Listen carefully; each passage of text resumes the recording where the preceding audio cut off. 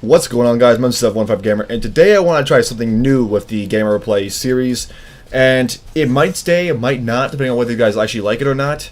But I want to try something where I'm kind of like a little level critique kind of thing, where I will play the level on screen and I will give you my personal opinion on the level itself. So, without further ado, let's begin. So, also, another thing, everything that I say in my reviews are going to be all opinion based, and they should not be taken seriously. They should not affect your judgment, and just like, oh, well, gamer said this, so that means I feel like that's, no, don't feel like that, okay? Don't let me decide for you. This is just my personal opinion. It should not be taken seriously. So, the level that we'll be doing today is Seaside Adventure by SnakeOwl. Now, I gotta say, overall, very good level, actually. I actually really enjoy it. It's very fun, very artistic, it's very entertaining to watch and to play. Not to mention, like I said, the visuals are really excellent, especially seeing as SnakeOwl made this. Come on, like, anything SnakeOwl makes is gold. However, that does not mean that it is the best level of all time.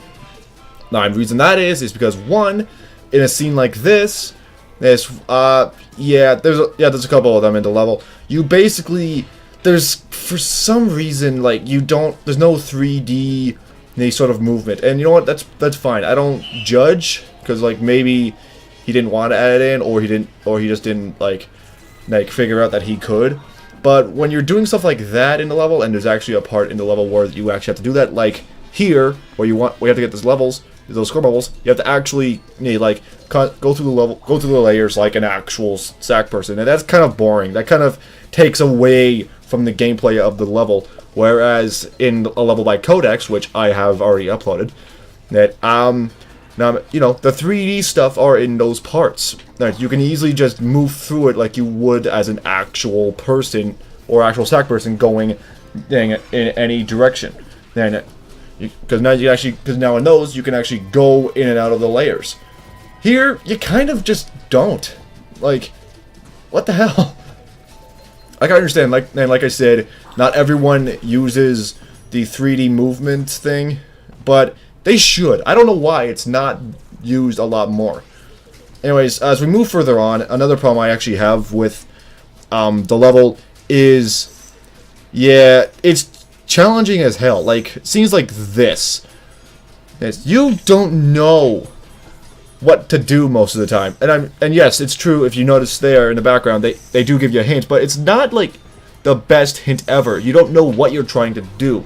If you're like me, which some of you probably aren't. But when I see that, I don't know what I'm supposed to do. I'm seeing cannonballs flying, and as far as I know, cannonballs are evil and dangerous, so I don't bother with them. As you saw the first time.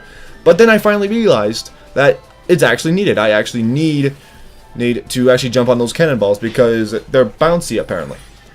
You see, I didn't know that. Why? Because, one, you're using freaking cannonballs, and two, the only kind of hint that you gave was a ball on sticker panel flying across the sign and a stack person bouncing on it. That does not give a more clear explanation as to what you're supposed to be doing. And because immediately I didn't know what was going on. And keep in mind, like, this is my second time playing it. So obviously there was a lot less trouble. But in the first time playing it, which I actually did record and I had to get rid of because there was way too many deaths, way too many cheap deaths and all that. I didn't want to make SnakeOwl look bad for something like that. But basically, like, the hints aren't descriptive enough, is what I'm trying to say. Kind of the same thing in the LittleBigPlanet story mode. Like, you try to get past some parts, but if you either have my intelligence or you're younger than 20, you're not gonna understand what the hell you're doing.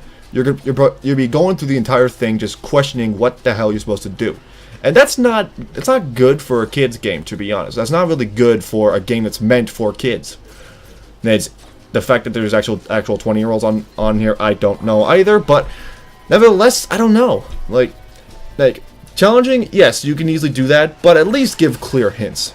Anyways, guys, that's my review. I want to know what you guys think in the comments down below. What do you guys think? Do you guys like my review? What do you guys think of the level? Would you want me to keep doing reviews? Stuff like that. But anyways, guys, that's all I have time for. Check out the other video on screen if you haven't seen it yet, and I will see you guys in the next video. Peace out.